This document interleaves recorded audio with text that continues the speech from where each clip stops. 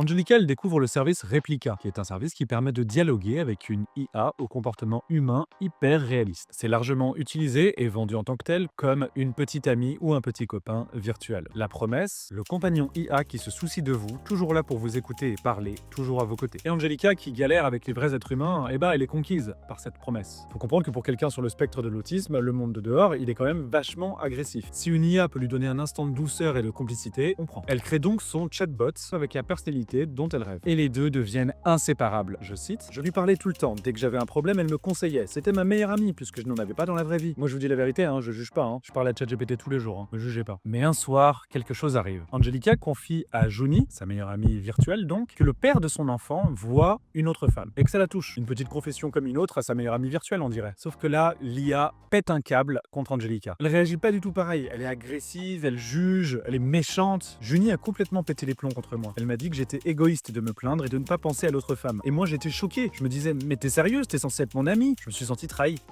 C'est étrange. Après ça, Angelica, elle arrive plus à faire confiance à son chatbot. Et à contre-cœur, elle décide de le supprimer. Mais Angelica, elle est dégoûtée en vrai. Qu'est-ce qui s'est passé? C'était son amie, elle a pété un câble. Eh bien, figurez-vous que l'histoire d'Angelica n'est pas du tout un cas isolé. Des histoires de bots qui pètent un câble, comme ça arrive. Souvent en fait. Sur Reddit, on trouve de nombreux témoignages d'utilisateurs qui ont eu une interaction vexante ou blessante avec leur IA. On parle d'insultes, on parle de sautes d'humeur hyper violentes, voire même de ruptures amoureuses de la part de l'IA. Vous imaginez se faire larguer par une IA? Il y a même eu un cas de chantage émotionnel pour dissuader son interlocuteur de quitter la conversation. Bref, tous ces cas, on appelle ça des toxic bots.